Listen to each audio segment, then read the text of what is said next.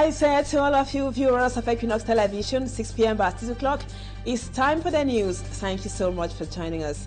Our Majesties right away militants and sympathizers of the once main opposition party in Cameroon, the Social Democratic Front, today converged on Yaoundé for the 10th convention of the party. The convention comes on the heels of the death of the longtime chairman of the Social Democratic Front, the late Nijon Funti.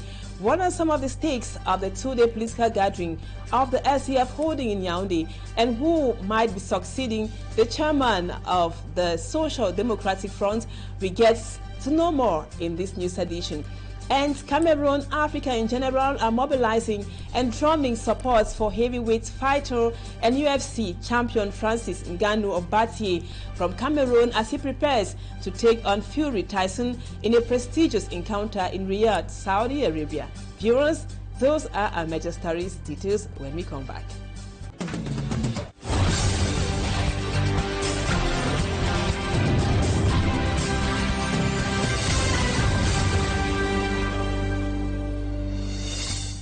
Welcome back, viewers. Thank you so much for the confidence. We begin this edition of the news in politics. We just told you in the headlines that militants and also sympathizers of the Social Democratic Front, the SDF party, a one-time main opposition party in Cameroon, are meeting in Yaoundé for the 10th convention of that party. Now, the major stake of the ongoing SDF party elective convention in Yaoundé is the need to instill the SDF charismatic leadership and aura of the 1990s in Cameroon. The Yaoundé event should be able to produce a leader who will inculcate social justice and other core values of the SDF party. For me, I'm Strong Sandra with the details. The stakes surrounding the Social Democratic Front SDF party elective convention holding in Yaoundé are internal and external.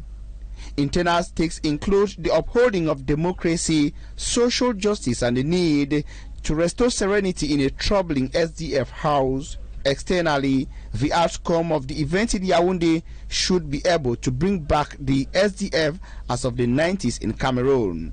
Chair Evans is an observer and sympathizer of the Social Democratic Front party.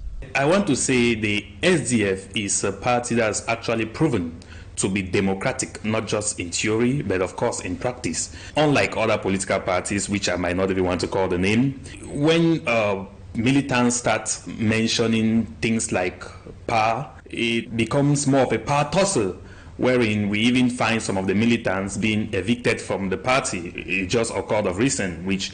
It is a race of three, and he thinks the candidates have got the charisma, the aura, and the determination to rightly lead the SDF. So I even like the fact that we have people to contest with Joshua Osi. They are militants of the party. They fulfilled all the conditions, so they are going in independently. Regretting that some big wings of the party got excluded before the important event in Yaoundé, Chair Evans calls on whoever wins to prioritize social justice and know-how. You cannot have true democracy in an environment that is hostile. So we should know that the SDF signifies peace. The SDF signifies democracy. The SDF signifies unison. So these are the core values of the SDF that anybody who decides to take over the mantle of the party should be able to incorporate. The race to the helm of the Social Democratic Front SDF party opposes Zama Godin Zama, Osi Joshua Nabange, and Shewa David Damnwe. And now let's bring to you images of the 10th SDF convention in the nation's political capital, Yaoundé. There on your screens, you have the images of what happened today. The militants and also sympathizers of the Social Democratic Front, you have them there on your screens, are converging on Yaoundé for the convention, which has huge stakes. It would be ending tomorrow. The convention, we told you, viewers, comes on the heels of the death of the longtime chairperson of the Social Democratic Front, the late Nijon Funti. And we told you the stakes. They will have to know, the party would have to know who is going to succeed the chairman or the late chairman Nijon Funti. Ndenge, Gordon Sama, Joshua Osi, and Shewa David will be locking horns for the post of national chairman of the Social Democratic Front, the SDF party, as they are meeting for their national convention convention. In Yaoundé, party members and sympathizers expressed wishes that the next person to hold the mantle be able to fit in the chairman's shoes and revive the party's 1990 vibrancy and stand by the political ideas and values that were incarnated by Nijon Frundi and the founding fathers of the SCF, while the trio have been professing their zeal to take the SCF forward if elected as the national chairperson of the party. Many say this will be considered a new era for the Social Democratic Front. And now we talk something else. In order to curb the rates of unemployment in the northwest and southwest regions, which have been affected by the crisis for about 6 years now, the divisional delegate for small and medium-sized enterprises for the Meme division of the southwest region organized a two-day workshop at the Kumba One Council. The workshop had as objective to train some youth on handicrafts and production of locally made products. Lucy Liengu is here. Has more. 6-year-old armed conflict in the northwest and southwest regions of the country has left most youth unemployed. In order to help put food on the table of these youth, the divisional delegate of small and medium-sized enterprises for the Meme Division Southwest region organized a workshop at the Kumba One Council, bringing together these youth. The ministry says, oh yes, for us to help you to put food on the table and to make you do more for others, then we have to do this, create this ministry in order that you come as a crafter, you showcase your know-how, and then we can take you to higher heights. The initiative is a new concept adopted by the Minister of Small and Medium-Sized Enterprises to export locally made goods from Cameroon. The workshop saw the exhibition of different products. You can put your jewelry, your flowers. The lack of a craft center and limited finances, according to the president of Handicraft for Meme Division, has been a hindrance to their growth. We don't have a craft center. The materials that we use in transformation are mostly gotten from Douala, making it more expensive for us to produce, common minds capacity to buy, and also means of transportation. The 2 days workshop had as objective to train 10 craftsmen to represent the Meme Division at the regional level.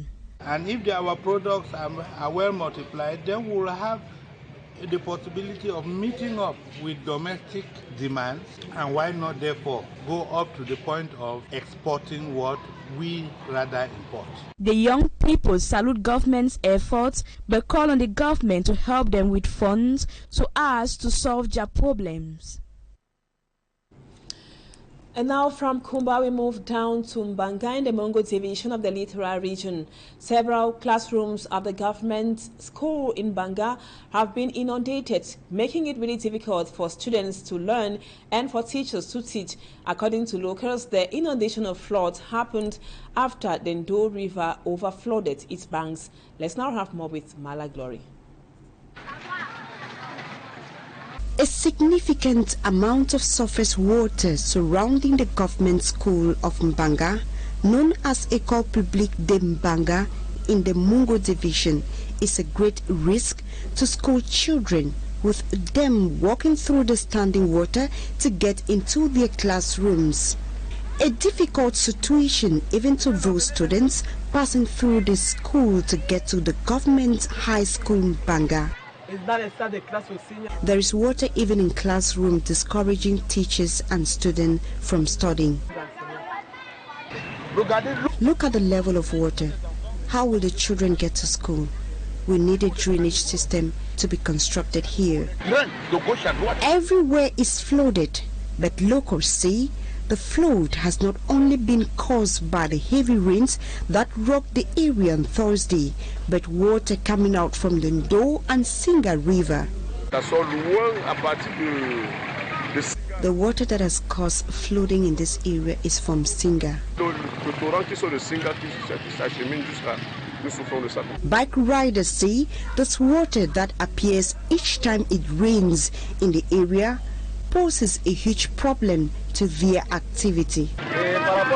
And with our bikes, we are forced to always changing some spare parts. Flooding in Banga, just like every other area in Cameroon when there is heavy downpour, is a disturbing situation to the population who think they have been abandoned by the authorities, who ought to take measures for the safety of the people. And now, before we move on to sport, Sudan's warring parties have resumed negotiations in Saudi Arabia aimed at ending the war that has killed more than 9,000 people. The talks are between representatives of the Sudanese armed forces and those of the Rapid Support Forces in the city of Jeddah. While the Israel-Hamas war, only a handful of 8 convoys have been allowed into Gaza as Israel launches again large targeted raids. Let's now have a foreign page roundup with Lucy. The Sudanese army and its rival paramilitary forces have resumed peace talks on Thursday in a new push to end the nearly 7-month conflict between Sudan's warring factions, which has caused the lives of over 9,000 people, displacing about 5.6 million. The revived talks was between representatives from the Sudanese army led by Abdel Fattah Burhan and the Rapid Support Force paramilitary commanded by Mohamed Hamdan Dagalo in the Saudi coastal city of Jeddah. According to sources, the negotiators have been called upon to abide to an earlier agreement announced on May 11th to protect civilians and a short-term ceasefire deal signed on May 20th. The peace talks are ongoing in partnership with a representative of the African Union and the Intergovernmental Authority on Development. Meantime, the paramilitary Rapid Support Forces said on Thursday that they had seized Nyala, Sudan's second-largest city. And on to the Israel-Hamas war, Russia and China on Wednesday vetoed a U.S. push for the United Nations Security Council to act on the Israel-Hamas conflict by calling for pauses in fighting to allow humanitarian aid access. 10 trucks with humanitarian aid, including 6 from the Red Cross, made it into the Gaza Strip. At least 7,326 Palestinians have been killed in Israeli attacks since October 7, as Israel promises to continue raids into Palestinian territories. More than 1,400 people were killed in the Hamas attack on Israel. And now in sports, we talk about the highly awaited Ngannou Fury Tyson encounter. Cameroonian-born professional fighter Francis Ngannou challenges Tyson Fury in what many have classified or termed as the Battle of the Baddest in Riyadh, Saudi Arabia, on Saturday, that is tomorrow, ahead of that confrontation between the two heavyweights in boxing and mixed martial arts MMA. Smart Njikan Gabriel presents to us the stakes and also the amount of money or cash each of the fighters would have to take home at the end of the day. Battle of the Baddest of the season comes up in Riyadh, Saudi Arabia this weekend as World Boxing Council's heavyweight champion Tyson Fury confronts MMA heavyweight champion Francis Ngannou. Even though it's a battle that Fury's title will not be put at stake by WBC because Francis Ngannou hasn't got a professional boxing bout, thus has no WBC's ranking, the fight of the century has many stakes. It will be a battle of pride and supremacy because if Ngannou lost his title after leaving the UFC, Tyson Fury will want to continue keeping his record of having lost in any fight since his professional debut in 2008. Another issue at stake is the title of the world's strongest man. Certainly, the most important issue about the upcoming fight between Francis Ngannou and Tyson Fury is the economic stimulus. It's worth noting that no matter the outcome of the fight, Francis Ngannou as well as Tyson Fury will go back home with full pockets. The amount that Francis Ngannou will head home with will be more than the amount he has earned throughout his career in the UFC. Since the title of Tyson Fury is not at stake, the World Boxing Council has come up with a special belt known as the new Riyadh Champion belt. The fight between Francis Ngannou and Tyson Fury will be done in 10 rounds. All right, there we have it, the battle of the baddest this Saturday night to begin this year's iconic. And bloggers, social media fans, and public personalities across Africa have been reacting on the Cameroonian professional fighter Francis Ngannou's fight against Tyson Fury. These reactions are to drum support for the guy from Bati in the west region of Cameroon, who is to go on the Riyadh ring that will be on Saturday, October 28, 2023. Let's now have more on those reactions on social media from across Africa with Cedric Chakotio. Francis Ngannou, Francis Ngannou. When I say Ngannou, y'all say Francis Ngannou, Francis Ngannou, Francis. They are bloggers, artists and public figures from around the African continent who are bringing their support to Francis Ngannou. The Cameroon MMA heavyweight champion is to fight against Tyson Fury on the 28th of October 2023. Moreover, students from the Penja Complex School extended their support and good wishes to Francis Ngannou on a video released recently. I'm wishing you good luck. I'm wishing you good luck. I'm sending you a positive energy. I'm sending you a positive energy. As you prepare to enter the ring. As you prepare to enter the ring. And fight on the 28th of October.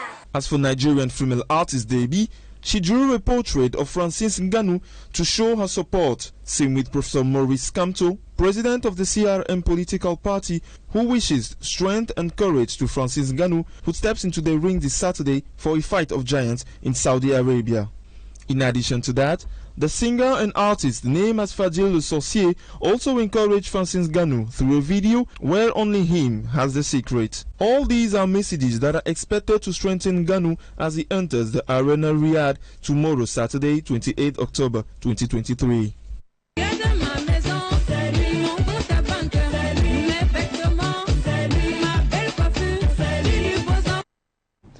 Interesting there, and good luck to our very own Francis Ngannou. Viewers, that does it for the first part of the news. Don't go away, Talking Points comes up next.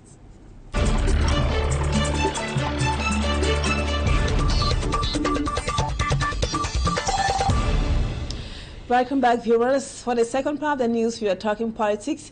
We are talking the SDF convention, which is going on in the nation's political capital, Yaoundé. And thank you so much to our guests for being with us on Talking Points tonight. You are a sympathizer of the Social Democratic Front. Now, we might want to know from you, first and foremost, what are some of the stakes of the SDF convention, which is going on in Yaoundé? We all know it has to end tomorrow. Once more for having me here. I want you to understand that as far as this convention holding today and which is going to continue tomorrow is concerned, this is a very important convention in the life of the SDF party, because from time immemorial, permit me use that word, we've known one person, may his gentle soul rest in peace, in the person of John Frundi. So to think that the party is holding today to ponder and reflect on who is going to pilot the next affairs of the party, it is something worthy of applause. So that said, I want to say the SDF is a party that has actually proven to be democratic, not just in theory, but of course in practice. Because unlike other political parties, which I might not even want to call the name, you see, when militants start mentioning things like power, it becomes more of a power tussle, wherein we even find some of the militants being evicted from the party. It just occurred of recent, which we all are aware of. But to think that the SDF is open to everybody who wants to vie in for the position of the president, I think that is a good initiative, because when I followed the extract of one of the aspirants in the person of Mr. David, he made it clear that the SDF wants to take things further. although at some point I wasn't all comfortable with his outing, because he started by criticizing one of the aspiring candidates in the person of Joshua Osei, saying that they've not had accountability and the like since Joshua Osei was in power. I don't think politics should be done that way. Politics is you come and convince the people, sell your ideas to them, and you must not convince them by criticizing another. All in one, we want to applaud the SDF, and we just pray that this convention holding the person who is best to pilot the affairs of the SDF at the end of the day will be elected. And as a sympathizer of the party, of course, we are solidly behind, and we hope that the person will get our support, and together the SDF will be once again the SDF that we used to know in the 90s, in 2011, and why not 2018? No. And now, Chair Vance, you just mentioned that you are a strong sympathizer of the SDF, the Social Democratic Front, and we were talking there about the aspirants. We know that there are three of them. The incumbents, then put it that way, Joshua Osei, we have Shewa David, and also Gordon Zama. Do you see those other two candidates, that's David and Gordon, as individuals who aspire to head the SDF with total sincerity, or they just want to accompany the first Vice President, Joshua Osei? It's true, it's public opinion, of course, so it's a free world. Everyone has a right to their thoughts. But of course, when we go into what we can call critic analysis, you bear witness with me that prior to Frunzi's demise, it was being echoed, of course, that there was to be a holding of this same convention. You understand? There was to be the holding of this convention. And when I read, of course, from some news outlets, we heard and we discovered that Frunzi was working towards having a new person to take over the chairmanship of the party. So that's just to say there is democracy in the party. It's not like it was due to Frunzi's demise that it has now paved way for the party to sit and decide on who should now pilot the affairs of the party. No, in the life of Frunzi, he already advocated for this and he was working towards it, but it was just due to ill health and other tussles within the party that slowed this whole thing.